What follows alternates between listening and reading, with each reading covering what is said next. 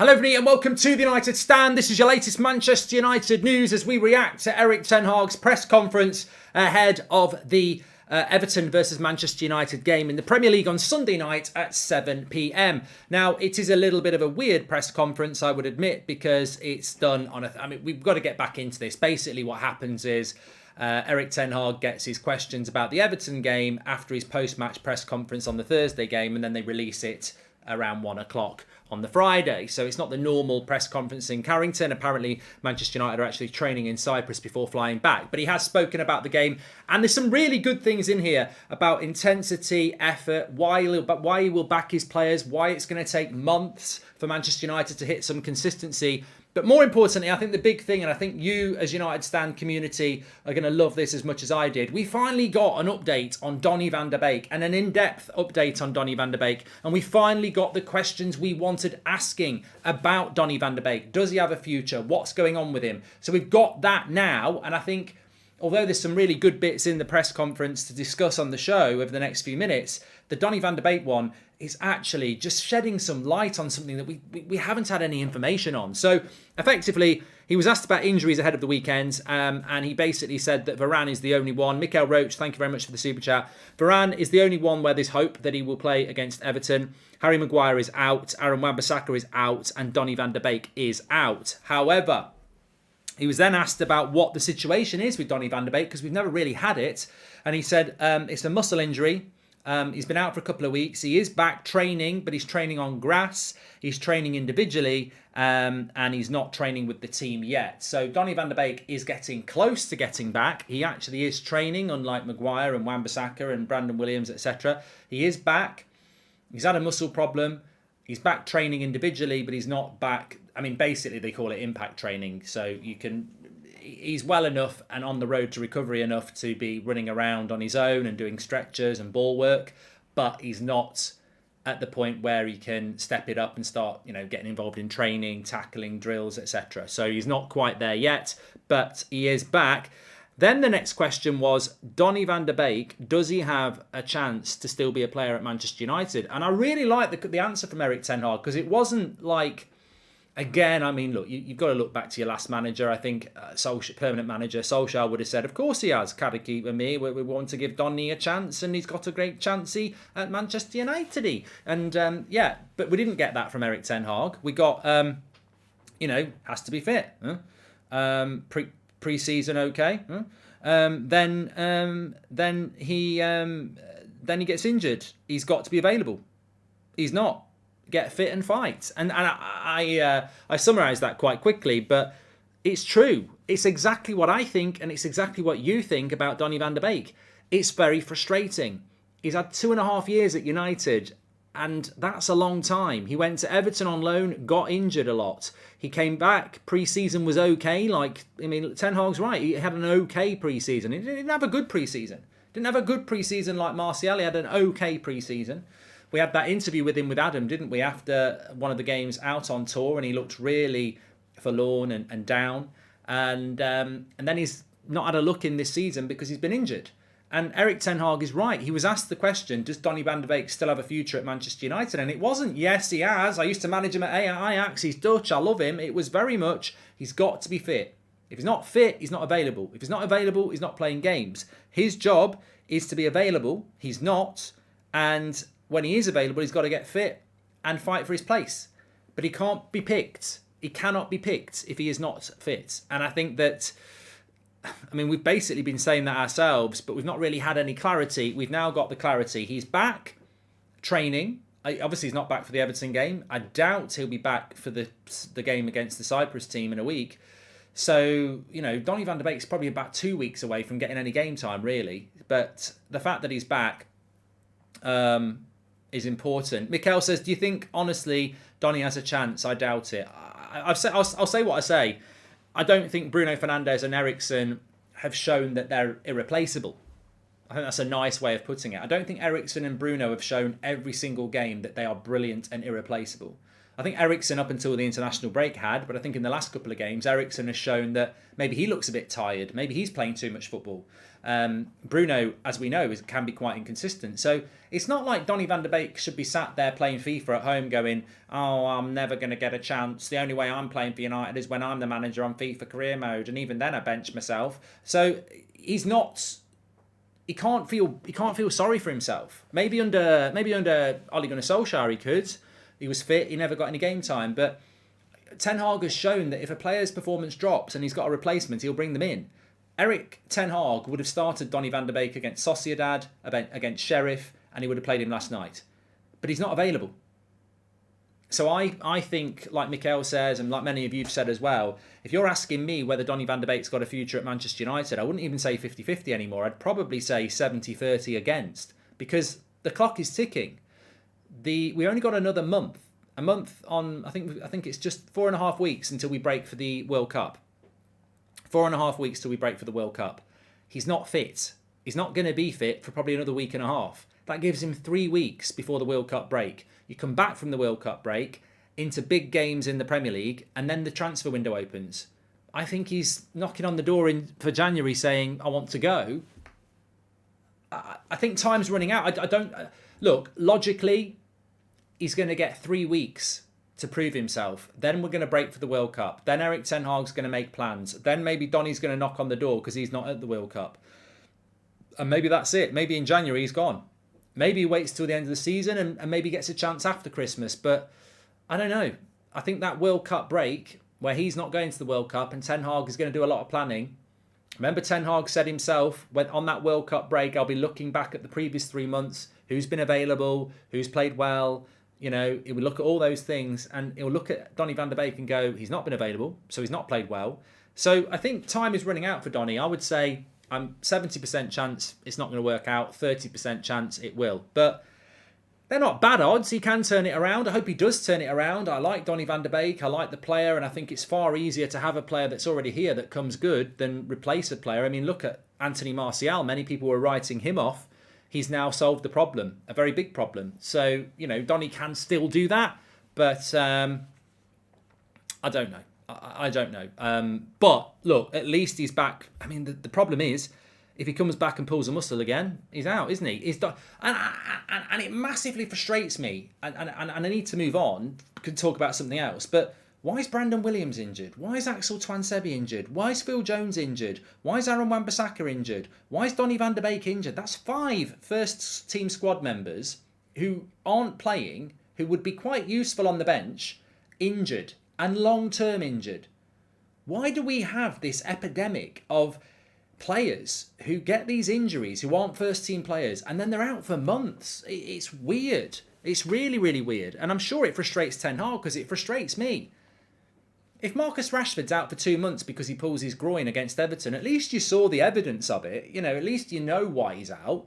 Those players I've just mentioned there, that they've not actually got injured in game. They've picked up injuries behind the scenes. It's weird. But, you know, what can we say about that? Let's move on.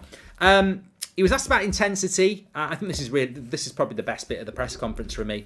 He was asked about the intensity and how you bring the intensity to Manchester United. As we know, it's a buzzword: intensity, effort, consistency. They're all words. They're all relevant. So he's been asked about the intensity at Manchester United and how you get that intensity up. He's spoken about bravery with intensity, consistency, Kariki. We've spoken about intensity. Erik Ten Hag has spoken about intensity, and it is a big thing.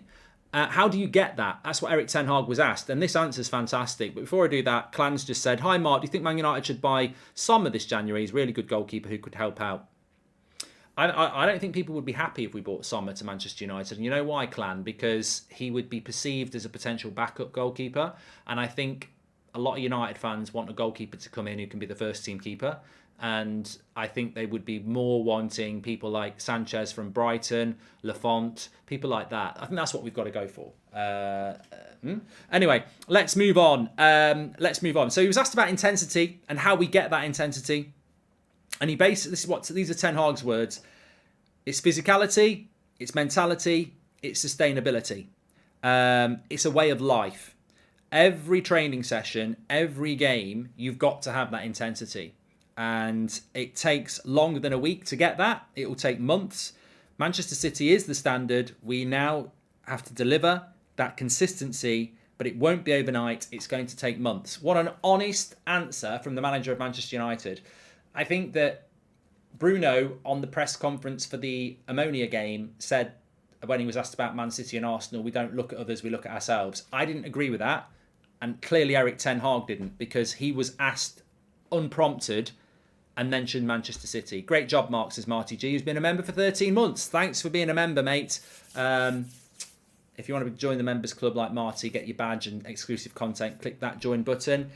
But I really liked that answer from Eric Ten Hag, because it leaves no wiggle room for anybody. He's not saying we're going to get top 4. He's not saying that we're going to suddenly flick the switch and have intensity and play with 70% possession. He's basically saying it's going to take months. And I think he's also saying he hasn't got the players.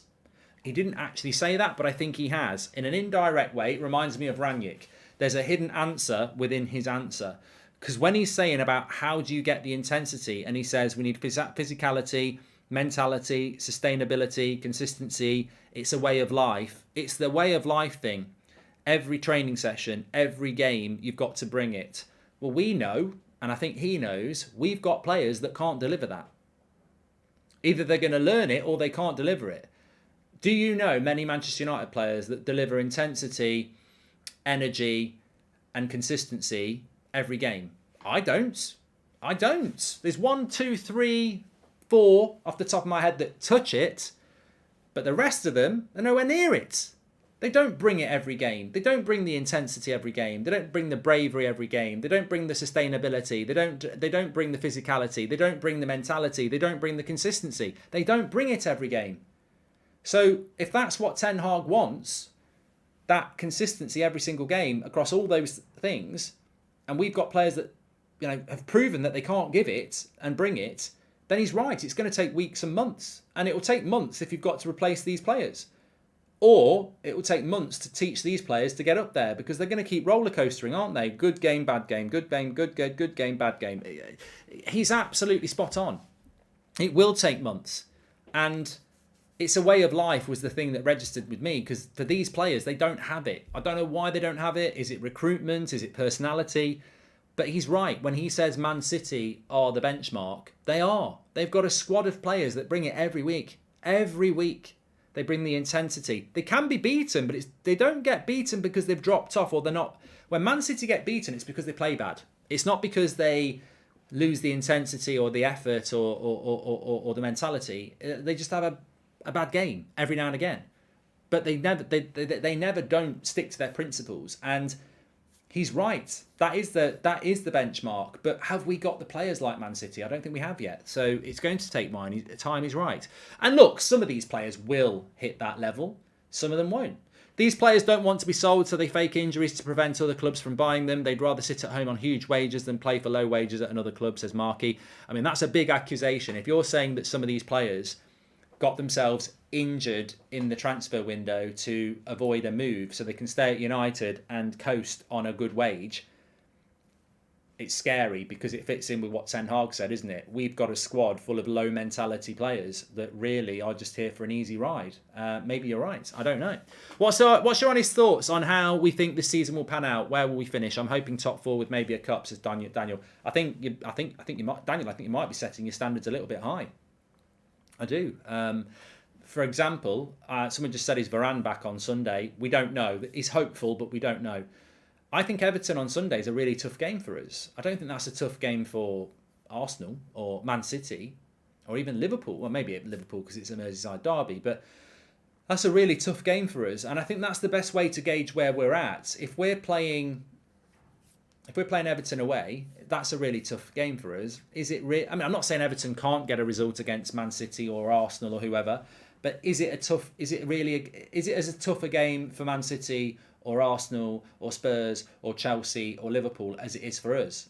No, I think it's tougher for us at the moment. Now that shows you where we're at. I feel at the moment we are in 5th or 6th. I think that's where our trajectory is. We can get top 4. It's only October, but my honest opinion is that we are in 5th or 6th. I think that's where we are. I don't think we're in the 4th place. Definitely not 3rd place. So, and as for winning a cup, what cup are we going to win? Last year's final was Liverpool against Chelsea ×2. I don't fancy us for a domestic trophy. Europa League?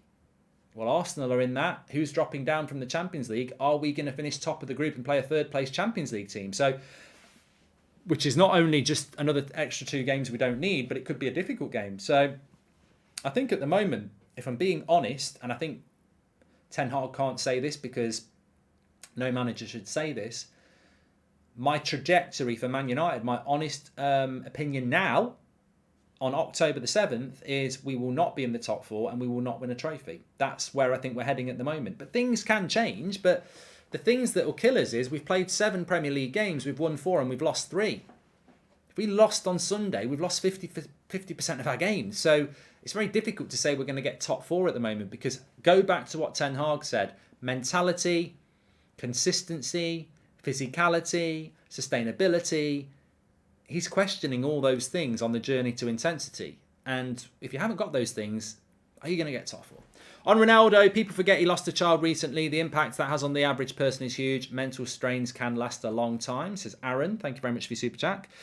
He was also asked about his players, and as a manager, what is he like in relation to backing his players? And he said, and I liked this as well, Ten Hag said, look, I'll back my players who work hard and take responsibility on the pitch. I love that. I love that. We spoke about Sancho and Malacia today, this morning. Obviously, they got subbed off.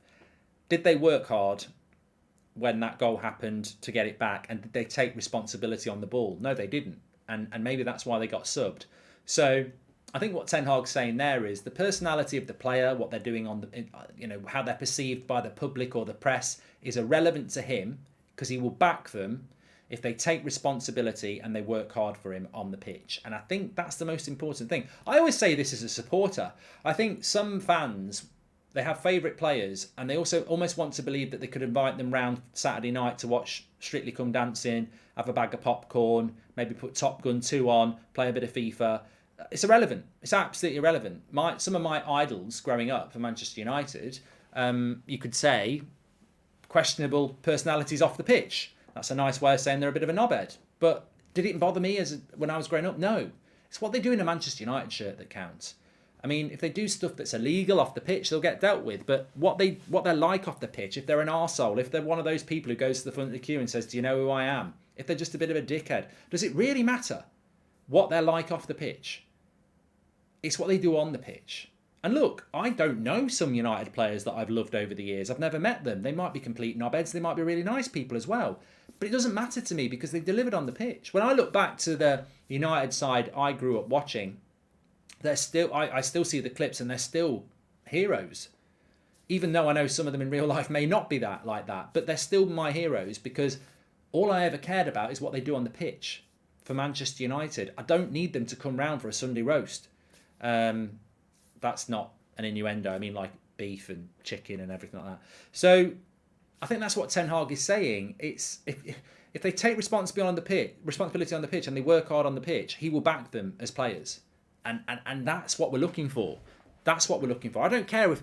I mean, look, Man City players don't really do a lot of social media work, do they? They don't really spend a lot of time on social media. I don't know whether that's a plan by the club or they've just got boring players who are focused on football. But I tell you what, I'd swap every bloody social media superstar we've got in that dressing room for a boring player who works hard and delivers on the pitch. Because ultimately that's what I care about. I don't care about what they're doing in their private lives. I don't care about what brand they're working for, what they're doing, if they're writing a book or, if they're working with a soft drink thing or they're linking up with a Formula One racer to do something, great, well done, enjoy that, but actually deliver on the pitch week in, week out. I would rather we signed a player for 50 million who was married to football and in his spare time he's just chilling, analysing his game, focused, that would be great. And I think that's what Ten Hag wants. I think he just wants the attention and intensity to be on the pitch. And it's going to take time. Hi, Mark. Can you wish my friend Hoon a happy birthday and call him a prat, please? Also, we have to take matches as they come and not expect too much, says Eamon. A happy birthday to your friend as well. TUSFC is back at 3 o'clock, Nicholas. Well, You'll have to wait and see what happens.